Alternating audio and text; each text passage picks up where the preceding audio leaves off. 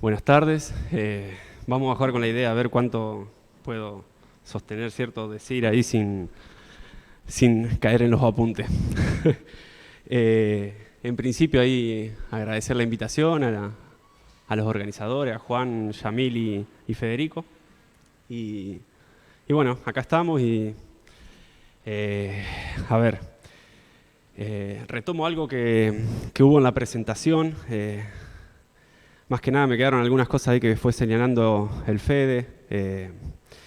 hablando de los diarios clínicos de Blanton. Y bueno, lo que pensaba era, después Manfred también retomaba algo, pensaba lo siguiente,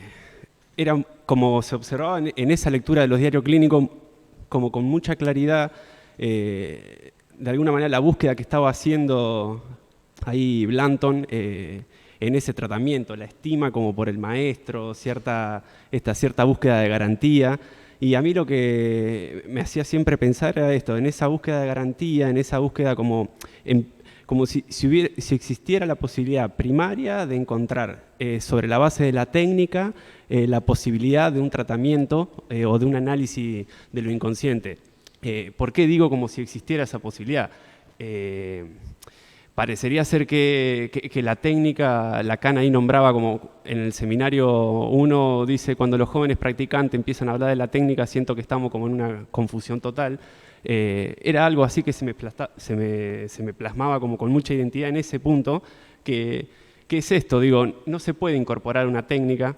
no se puede incorporar una técnica antes de reescribir, antes de pasar como analizante, por un espacio analítico.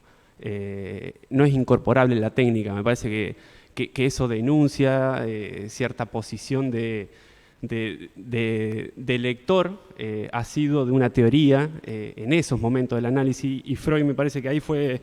muy cuidadoso con eso. Con Federico, de hecho, antes de empezar también hablamos de esta situación donde en otras ocasiones Freud incluso sugería la escritura de los sueños, y él, pescando este movimiento, le dice que no escriba los sueños, que los traiga y que hable de eso, que no lo escribas. ¿Por qué uno diría, no? Bueno, en algunas ocasiones podría ser una sugerencia técnica, una mediación para viabilizar cierta asociación, pero podría permitirlo tranquilamente. Pescando este detalle, me parece, Freud es que trata de mover alguna de esas cuestiones. Bueno, en segundo punto, cuando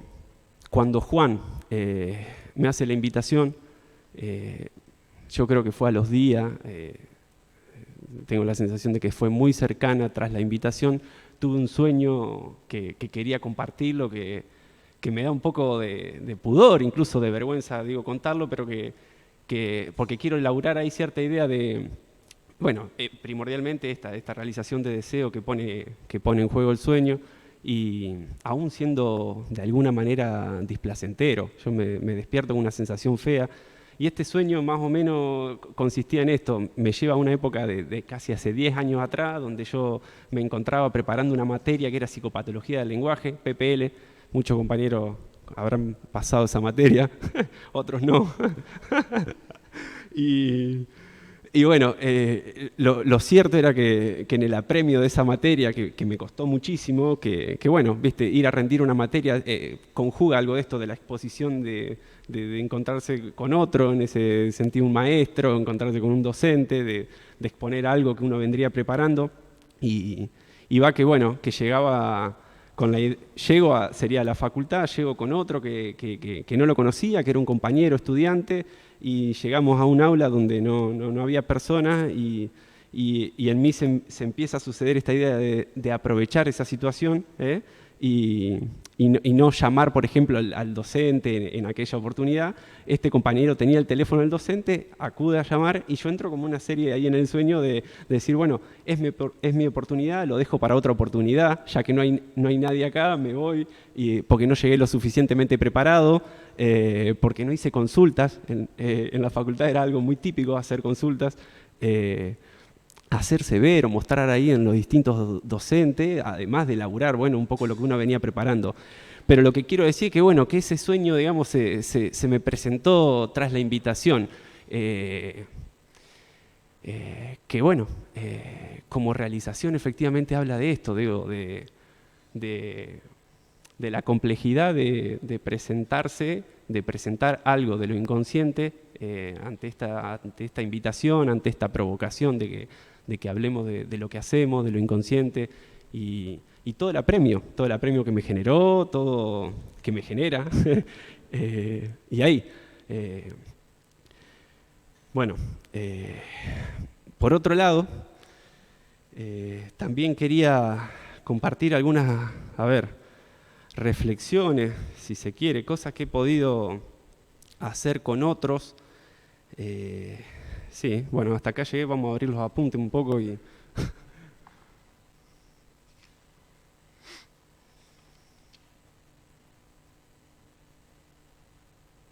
Sí, yo particularmente trabajo en una institución, en un barrio en la zona oeste de acá de la ciudad, una institución de gran complejidad, digo, es tripartita, está ahí al frente el municipio, la provincia y la Cedronar. Es una institución que se abre en el 2014, que tiene una reformulación, digo, porque se abre sobre la base de lo que empieza a nombrar la ley en salud mental y se abre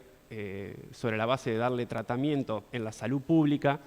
a lo que se llaman consumos problemáticos, es decir, pasar a lo público de alguna manera, o que sea una cuestión pública de salud los consumos problemáticos. Digo que sea una cuestión pública porque previo a eso y previo a la ley de salud mental lo que primaba era que de alguna manera estos malestares subjetivos fueran tratados y expulsados, porque también se han hecho algunas cuestiones que pueden ser interesantes en distintas comunidades terapéuticas, en distintos centros de noche.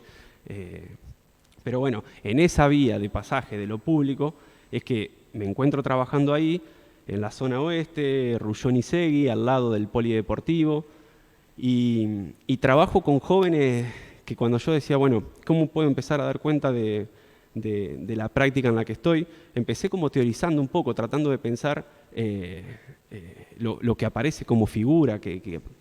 lo que aparece como primario en estas cuestiones, en estos malestares, y empecé a leer mucho nuevamente a Freud, y bueno, me acerqué a distintos textos, más que nada metapsicológicos, y de alguna manera tengo como un esquema, un contrapunto que quiero ir como tratando de acercarme para dar cuenta de lo que hago ahí, en mi práctica, con otros. En principio, sería los jóvenes que se acercan ahí, más que padecer consumos problemáticos, de alguna manera sobreviven al contexto en el que están, en lo determinado que están, viven también, no es que sobreviven solamente. ¿Y qué sucede ahí? Nosotros nombramos como que cuando nos encontramos empezamos a trabajar con ciertas vulnerabilidades de derecho. En ocasiones aparecía la idea o la palabra de la reducción de daño y ubicamos que la reducción de daño no era tal porque como que conlleva eso un significado como un significado más bien moral de lo que estaría produciendo la droga en la persona de otro. Y en cambio esto, la reducción de vulnerabilidades o la vulnerabilidad de derecho, digo, permite pensar a quién, ¿no? Permite pensar a otro y permite pensarlo, digo, más allá de que son jóvenes adolescentes, pensarlo también en otra temporalidad cuando algo del tratamiento se arma. Bueno, entonces, en este contrapunto, a mí me parece ubicar que lo que me encuentro con otros compañeros haciendo en la institución es tratando de conformar un cuerpo, de conformar un cuerpo institucional. Recuerdo ahí a Omar cuando hablaba del cuerpo del analista,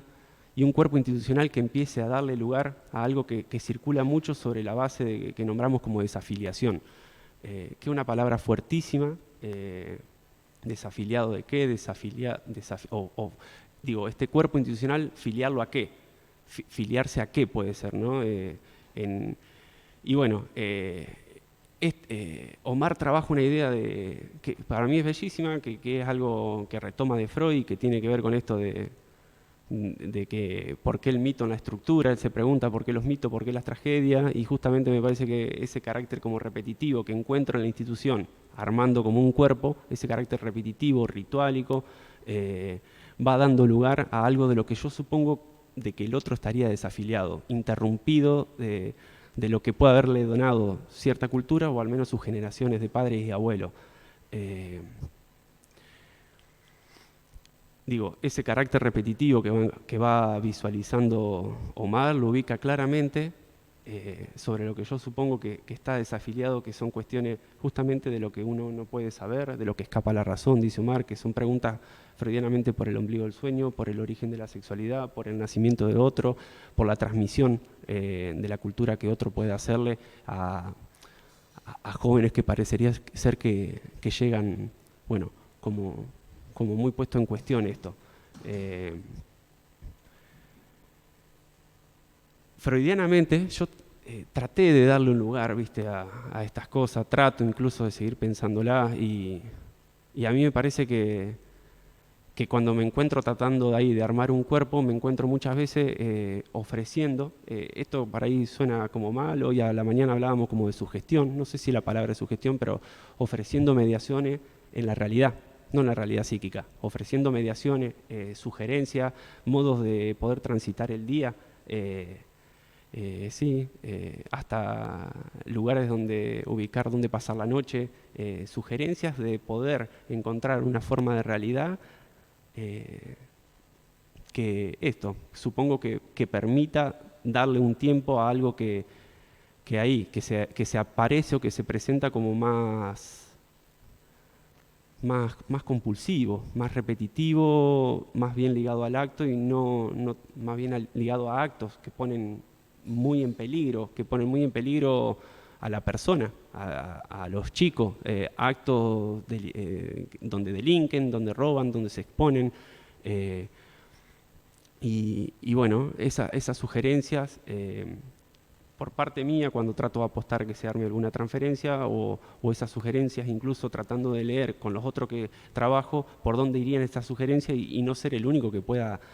nombrarlas o decirlas, encontrar como una orientación en esa transferencia, decir, esto va por acá, con un compañero que esté, por ejemplo, en la cocina, digo, alguien que bien podría no estar ligado a un tratamiento, pero sí, digo, cuando uno puede elaborar y donar una lectura, decir qué es lo que uno está tratando de hacer o hacia dónde ir, bueno, hay cosas ahí donde poder esperar algo de esto.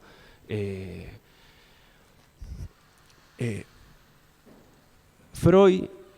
cuando yo nombro esto de las neurosis actuales, a mí siempre se me presenta como el contrapunto con las neurosis transferenciales que él nombra, ¿no? Y que efectivamente ahí hay una dificultad de puntuar como el conflicto psíquico en un principio, digamos. Por eso hago mucho hincapié en las mediaciones, en las sugerencias que uno arma para ver si retorna algo después, si retorna algo de la palabra, si retorna cierta demanda, y muchas veces lo primero que retorna,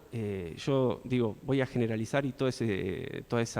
exceso, digamos, es propio de una generalización, pero por dentro voy pensando en 2 o 3 situaciones particulares donde estamos laburando, y lo que retorna primordialmente es la agresividad, la agresividad al cuerpo de la institución, la agresividad al cuerpo de uno. ¿Y qué es lo que uno se queda con eso que retorna como agresividad? Sin duda que se queda, uno diría, contratransferencialmente, con muchas preocupaciones, con el teléfono abierto las 24 horas, hasta incluso a veces con miedo cuando me voy de la institución a que a uno mismo lo puedan, a cuenta de esto de enojos muy fuertes, robar a uno mismo porque han soltado ciertas amenazas. Y bueno, esa cuestión, esa agresividad me parece que tiene que ver bien ahí con algo actual, digamos. Me parece que después de la agresividad es donde supongo que se puede empezar a hilar algo, es donde supongo que se puede empezar como a encadenar algo. Comienzan las arengas, digamos, vos no sos mi padre, estoy reenvenenado, dame esa botellita, porque el cuerpo institucional o uno, digamos, lo que trata es de interrumpir, digamos, la lógica muchas veces con la que llega, digamos, que es con una botellita de pegamento. Interrumpir en qué sentido, decir, bueno, si venís al aula, digamos, y el pegamento lo tenés pegado a tu cuerpo, es muy difícil que vos puedas dejarte seducir por algo que tenga que ver con la lectoescritura, o tratar de estar sentado en un aula, o tratar de estar sentado conversando con otro. Y bueno, detrás de todo eso hay como una alternancia, una alternancia donde uno supone que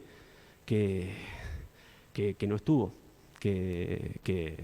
evidentemente si es esta lógica pulsional tan directa, tan fuerte, de donde cada 10 minutos está la ilusión de volver a encontrarse con algo de eso y volver a pasar otros 10 minutos, y el saldo de eso o lo que queda es cierto tedio, un fastidio así como muy grande, que yo nombro como agresividad con uno porque es con lo que se transfiere después, pero el tedio de la ilusión de que no encuentra un objeto donde sostenerse, donde fantasear, donde proyectarse. El contraste de eso es cuando, en Daniel, un joven ahí donde voy pensando un poco esto, es cuando incluso pasa parte de la jornada y puede irse en ese día, por ejemplo, puede haber jugado al fútbol, es algo que a él le gusta mucho, y juega en este caso al fútbol y vuelve y arma un relato de haber jugado al fútbol, vuelve con otro cuerpo, con otro narcisismo, vuelve olvidándose, algo de esto, olvidando los cortes sobre su cuerpo, olvidando de que nos quedamos con la botellita y cuando la devolvemos. Sí, y efectivamente esto, digo, quiero darle una vuelta más a esta idea de cuerpo institucional, digo, es como en el análisis, también trabajo en menos tiempo, digamos, en el consultorio, es como muy similar al cuerpo que uno pone cuando juega con los niños. Sí, cuando uno juega, porque cuando uno juega con un niño y en consultorio también no está, cuando uno juega no está trabajando, digamos, uno está metido en esa escena, uno está armando una escena y solamente en algunos momentos, digamos, se sale de esa escena como para, no sé, señalar algunas cuestiones, interpretar algo, pero hay como una puesta en acto de la escena. Eso quiero decir, me parece que en el trabajo con niños se da algo similar, y de hecho, por más que ellos sean adolescentes,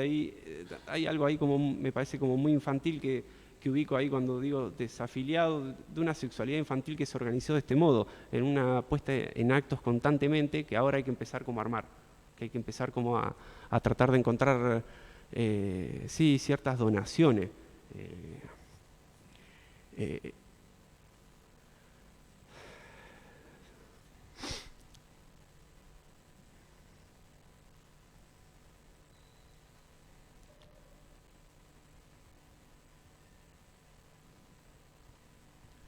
Bueno,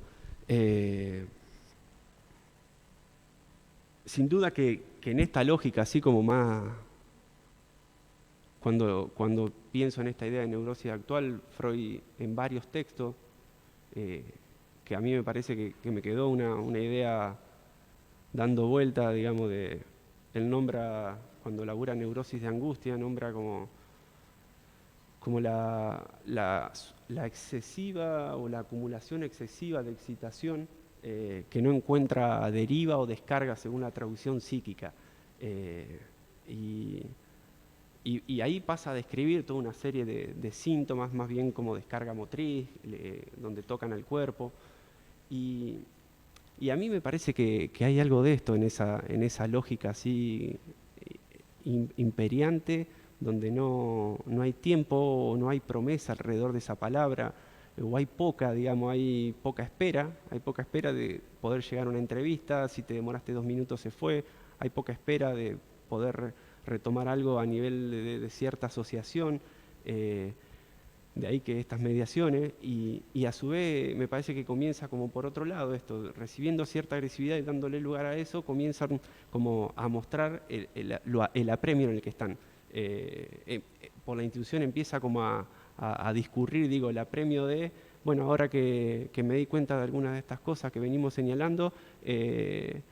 me quiero encontrar con la Flor, que es trabajadora social, para que me consiga una entrevista en Nueva Oportunidad, automáticamente, o si no, Daniel de hecho padece de muchísimo y fuerte dolor de cabeza, que él lo asocia a dolores que le generan mucho olvido, que él pensó en principio que tendría afecciones neurológicas, pero que viene más bien a esto que labura Freud en la neurastenia, digamos, que es una acumulación excesiva en el aparato, digamos, porque efectivamente fuimos al médico, no había afecciones neurológicas. También lo apremia a encontrarse con Luisa, la abogada, y traerle constantemente las citaciones de los distintos juzgados de menores que le van haciendo. Le apremia poder encontrar una vivienda porque a raíz de las consecuencias de los actos delictivos, digamos, muchas veces caen y amenazan a la familia. No me quiero ir, pero creo que sucede algo de esto una vez que uno puede empezar a recibir cierta agresividad. Sí, empezar a darle lugar a algo de eso.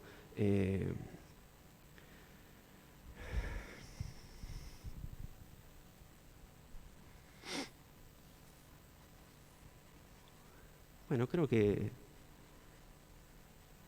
ahí. Y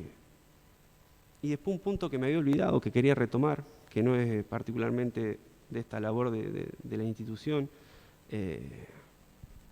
Cuando a mí, acá los chicos me hacen la invitación, yo recuerdo, yo me recibí en el 2010, terminé la facultad en el 2010, cuando en esta institución hace 4 años que empiezo a trabajar. Previo a eso, bueno, varias cosas, entre ellos armamos colectora y empecé a trabajar en consultorio. Y creo que en un tiempo considerable fue, como que se me hizo como un clic, en esta idea mía que me venía, digamos, como entre analizante y analista, cuando empiezo a tomar la decisión de poder escuchar a otro, que no fue sin costo, pero que los costos vinieron como después, en otro momento, digamos, que fue precisamente, digamos, me empecé a dar cuenta que una cosa era como creer en un analista, donde efectivamente ahí sucede todo un trabajo, digamos, un trabajo tan grande, digamos, como analizante, donde yo había incorporado muchísimos gestos, muchísimas formas de tratar, en todo caso, mi laburo en el análisis. Y otra cosa, a diferencia de creer en el analista, es creer en el inconsciente. A Juan, digo, previo a encontrarnos acá en la jornada, me acuerdo que cuando nos encontramos a hablar, le contaba cierta idea de que recurrentemente llevaba en el análisis, digamos, una idea como de interpretar o de escuchar en función mucho de lo que había yo laburado en análisis. Una idea así como de inconsciente extensivo o de inconsciente comunitario, y que me di cuenta que ese es un nombre como de la resistencia. Decían en principio hoy, Freud cuando habla del núcleo patógeno, me parece que señala una resistencia propia, de dejar de buscar ahí. Sí. Escuchando y analizando a otro, constantemente traía gestos, marcas, recuerdos que tenían que ver con mi propio análisis, pero que era algo, bueno, sobre lo que yo encontraba para, de alguna manera, flotar mi atención, sería. Me di cuenta que eso no había que extenderlo, digamos, no me di cuenta en un principio, digamos, pero hasta que me cayó esta idea, que es otra cosa, digo, creer en el inconsciente, que evidentemente necesita de ciertas creencias, o digo creencias, ahí digo fundamentos, ahí digo cuáles son los fundamentos en los que uno puede sostener su práctica. Creencia, decir, bueno, ¿cuál es lo fundamental de la regla, de la regla fundamental? ¿Cuál es la técnica que uno encuentra cuando invita a otro a trabajar con la regla fundamental del análisis, que es la asociación libre? ¿Qué es lo fundamental de eso? Sin duda que ahí, bueno, me puso a trabajar. Sí, me puso a trabajar, extender esos fundamentos, extender eso de decir, bueno, sobre lo que flota mi atención, sobre lo que flota mi escucha. Estaba haciendo como extensivo demasiado mi idea de análisis, mi idea de analizante, escuchando a otro. Retomo esto que decían de la búsqueda del núcleo patógeno como resistencia de Freud, más que como resistencia de a quien estuviera escuchando, sin duda, porque a mí me retrajo algo de esto, la resistencia haciendo jugar constantemente mi análisis, era mía, digamos, era propia, digamos, ahí. Bueno, eso.